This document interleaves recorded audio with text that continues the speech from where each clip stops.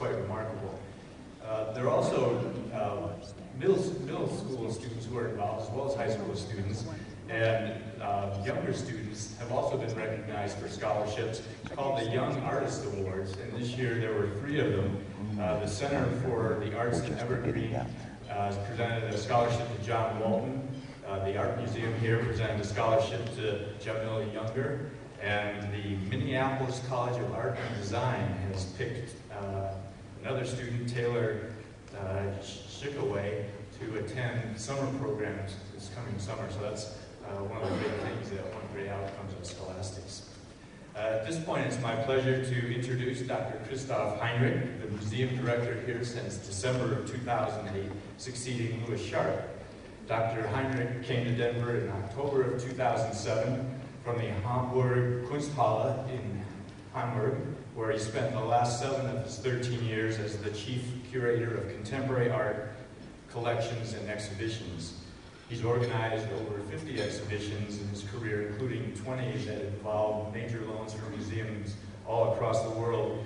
But I think that none of these exhibitions is as important as the one that has been organized downstairs. Dr. Heinrich did his undergraduate work in art history and dramatics at the Universität Wien in Vienna, and then went on to earn his MA and PhD at the Ludwig Maximilian Universität in Munich. Art teachers, students, family members, other guests, Rotarians, please welcome Dr. Christoph Heinrich for the first time to Denver Rotary.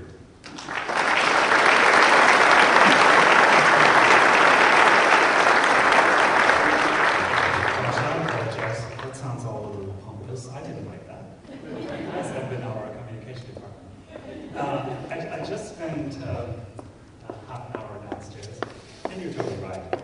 This is pretty marvelous, and there are a variety of great pieces and enormous skills that you can watch there, and inspiration and creativity, things that we as a museum care very much about. I mean, we are about conserving things, certainly, but we are as well about bringing things on the track and about making things possible, like we had here a year ago an exhibition where we invited 18 artists to screw up our new building, just to move in and make it theirs. And this is the creativity that I can see downstairs, and that is really so core to our mission.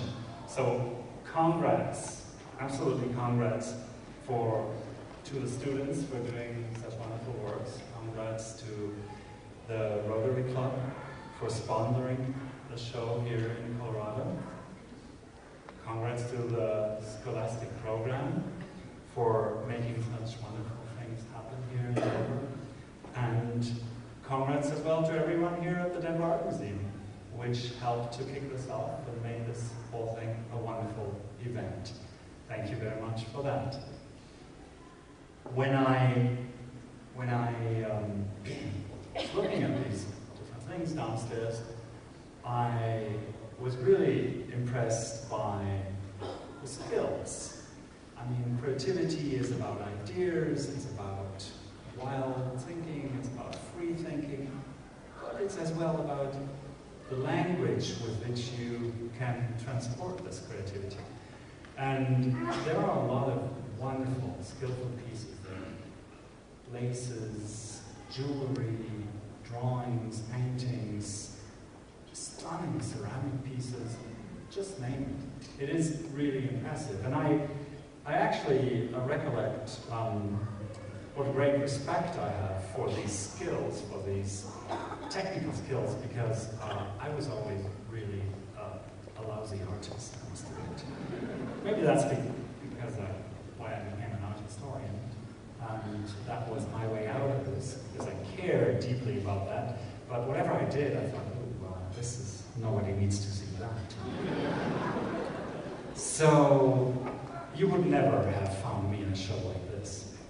But at a relatively early age, I found words, and I fell in love with words, and I really explored words and language, letters, words, and language as my material. And it started off as a bookworm, but then, of course, I started writing myself and did all these wonderful poems that you write when you're 15 and totally in love, and you never look at them better. Don't go there. But you really explore that words can be as well a material, and you can as well express, you can enhance, you can embellish, you can form, you can create, you can kill words. You can really do all sorts of creative things that are game changers. So language became my big thing, and the thing that I fell in love with. And I promise you I'm much better in my own language, which is German.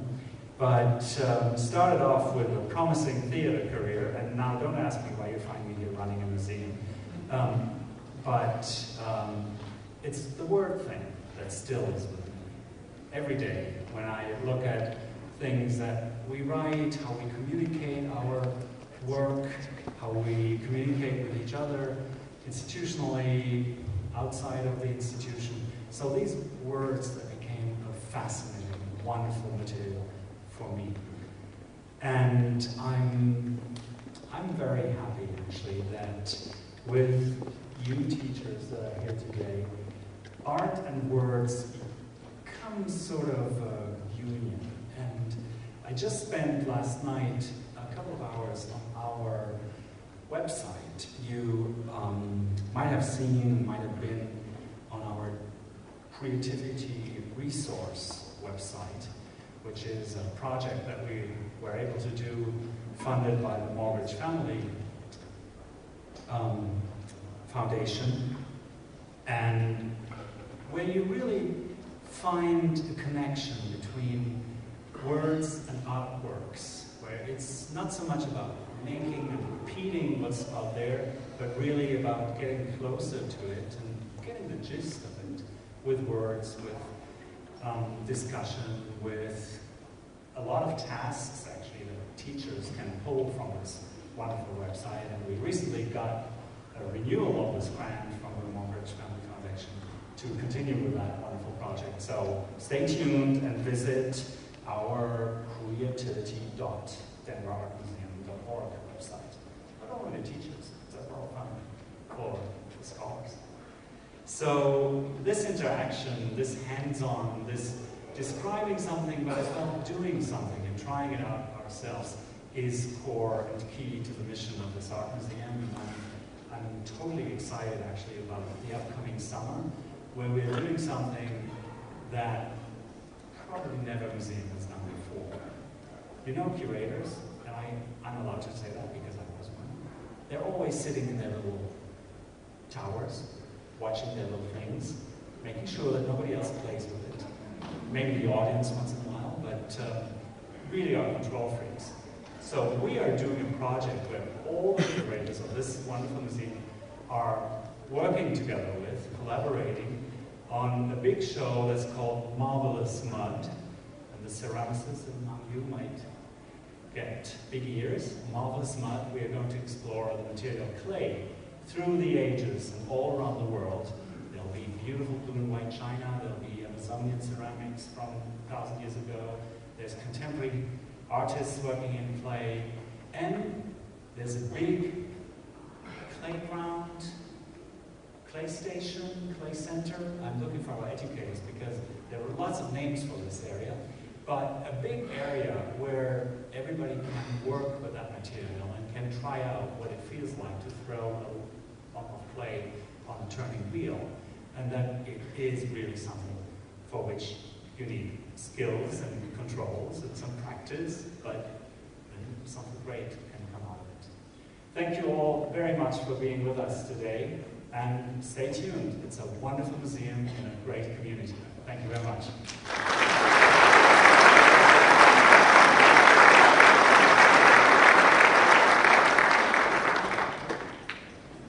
Thank you very much, Dr. Heinrich, and thank you for hosting this group. It's an incredible experience for these students and their teachers and family members.